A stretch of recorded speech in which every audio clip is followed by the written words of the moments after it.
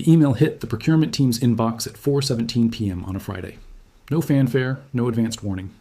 Just a terse, formal notification from the Department of Energy, invoking a rarely cited authority buried deep within the Defense Production Act. The message was simple, its implications catastrophic for the receiving company. A scheduled shipment of 1.2 million pounds of copper cathode, already paid for, already allocated to a frantic production line for electric vehicle bus bars, was being seized, immediate effect. All further inquiries were to be directed to a generic government email address. For the managers of that EV startup, it wasn't just an operational headache. It was a silent detonation in the foundation of their business, a concrete signal that the theoretical warnings about resource scarcity had just crashed into present-day reality.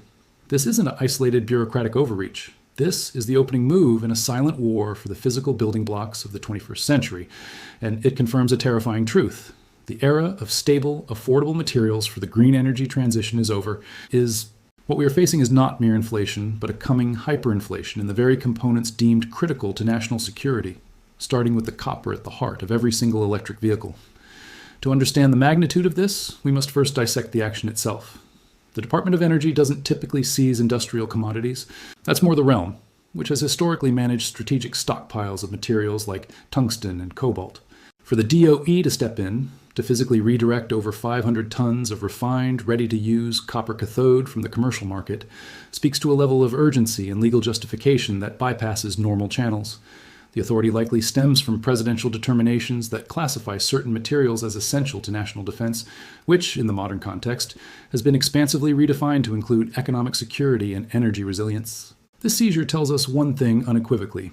The highest levels of government see a current, acute shortage of such a fundamental material that they are willing to short-circuit the free market to secure it. They are not buying futures on the COMEX, they are taking physical possession of finished industrial product. This is the difference between talking about preparing for a storm and officially commandeering sandbags from a hardware store as the floodwaters rise. The signal to the market is deafening. The government is now a direct competitor for physical material. Why copper? And why now? Copper is the circulatory system of the electrified world. It is not a niche, futuristic metal like lithium or cobalt, though it is often grouped with them. It is a timeless, foundational commodity whose demand profile has undergone a seismic shift. An internal combustion engine vehicle uses about 50 pounds of copper. A battery electric vehicle uses nearly 200 pounds. That's a quadrupling of demand per unit. But the analysis can't stop there. Consider the charging infrastructure. Every public fast charger is a copper-intensive project. The grid upgrades required to support a nation of EVs are essentially a continent-sized copper rewiring project. Renewable energy sources like wind and solar are, per megawatt, far more copper-intensive than natural gas or coal plants. We are attempting to undertake the largest re-engineering of global energy infrastructure in history with a metal whose supply is notoriously inelastic. Major new copper mines take 15 to 20 years from discovery to first production, require billions in capital, and are almost invariably met with immense environmental and social resistance. The existing mining giants are grappling with declining ore grades, meaning they must move more earth and use more energy and water to produce the same amount of red metal. The math is brutally simple. Demand is projected to double by 2035 in a net zero scenario, while supply, at best, will see incremental hard-fought gains. This structural deficit has been a chart on analysts' PowerPoints for years. The DOE's seizure is the moment that chart jumped off the screen and into a warehouse, locking away 1.2 million pounds from a commercial buyer. This action creates an immediate localized vacuum in the supply chain. That EV company now has to go back into the market to replace those 1.2 million pounds. But they aren't shopping in a well-stocked supermarket. They are entering a frantic auction where every other major automaker, wind turbine manufacturer, and data center builder is already bidding. The spot price for physical cathode, already at a premium to the exchange-traded futures price, will spike for that specific transaction. But the psychological impact is far greater than the physical one. Every other consumer of industrial copper now has to factor in a new, unpredictable variable: government intervention.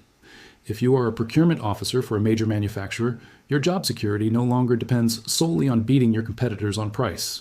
It depends on securing allocation, guaranteed physical delivery, from a supplier who may now be weighing your contract against a potential federal mandate. This triggers a hoarding mentality. Companies will start building inventory buffers, not because they need the copper next month, but because they fear they cannot get it in 6 months. This inventory hoarding itself consumes supply and exacerbates the very shortage it seeks to guard against. It's a self-fulfilling prophecy of scarcity, and the DOE just handed it the official government seal of legitimacy. The direct consequence is the hyperinflation confirmed in our title. We must be precise with this term. Hyperinflation is not just prices going up 10% or 20% a year. It is a loss of confidence in a medium of exchange or store of value, leading to a vicious cycle where price increases become the primary driver of further price increases. In the context of a critical physical commodity like copper cathode for EVs, hyperinflation means the pricing mechanism itself breaks down. It ceases to be about marginal cost of production plus a profit margin. It becomes a function of sheer availability, strategic need, and panic. When the DOE seizes material, it announces that the state's need is infinite at any price for certain applications.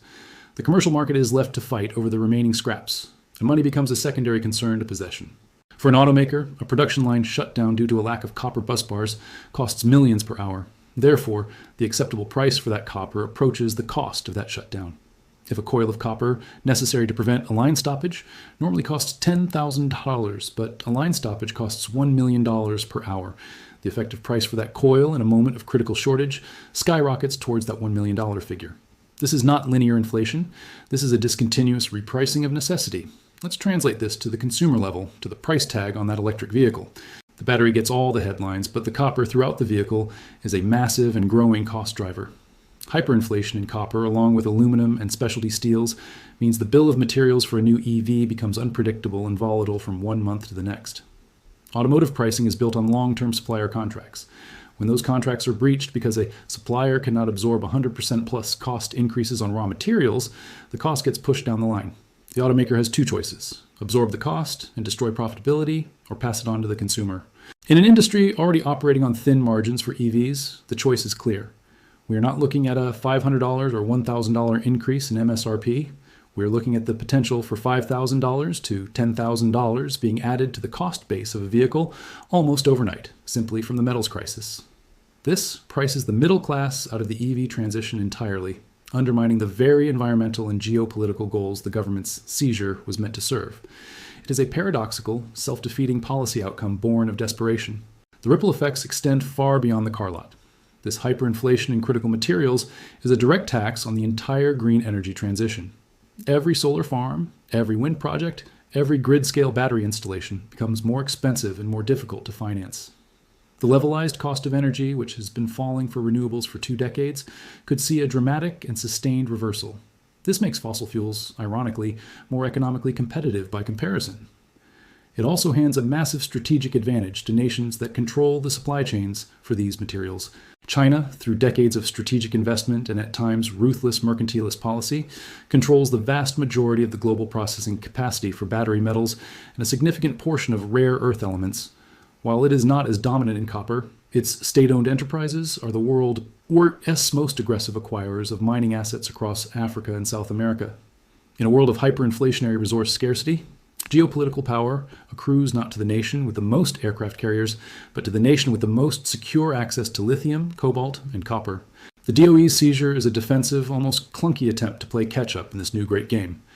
It is an admission that the United States and its allies are vulnerable, that their grand plans for an electrified future are built on a foundation of sand. What does this mean for you, the investor, the citizen, the observer? First, it means dismissing any official inflation figures that claim commodity pressures are transitory. The seizure of 1.2 million pounds of copper is the definition of a non-transitory structural shock. Second, it necessitates a fundamental reevaluation of what constitutes a strategic asset. The 20th century valued oil wells above all else. The 21st century will value mines, refineries, and the logistical corridors that connect them. Companies with proven, geopolitically secure reserves of copper and other critical metals are not merely commodity plays. They are becoming de facto national security assets. Their valuations may begin to reflect this, detached from traditional cyclical metrics. Third, it suggests that the promised smooth, cost-effective transition to a green economy is a fantasy. The path ahead will be marked by supply shocks, price spikes, geopolitical tension, and painful trade-offs. The EV revolution will happen, but it will be slower, more expensive, and more unevenly distributed than the optimistic timelines suggest. The image of a government agent placing a seal on a warehouse containing 1.2 million pounds of copper cathode is a stark physical metaphor for the end of an era. It marks the end of the assumption that markets will always provide, that technology alone can solve our problems without regard to the physical world. We are moving into an age of resource realism, where abundance is replaced by allocation, where price is subordinate to possession and where national strategy is measured in tons per annum. The hyperinflation in EV batteries and all that they power is no longer a speculative forecast. It is a confirmed trajectory set in motion by the very authorities scrambling to control its effects. The only remaining questions are how severe the dislocation will be, who will be winners and losers in the new order, and whether we can build the secure, resilient supply chains needed before the cost of inaction becomes the collapse of our most vital ambitions. The race is on, and the starting pistol is already fired.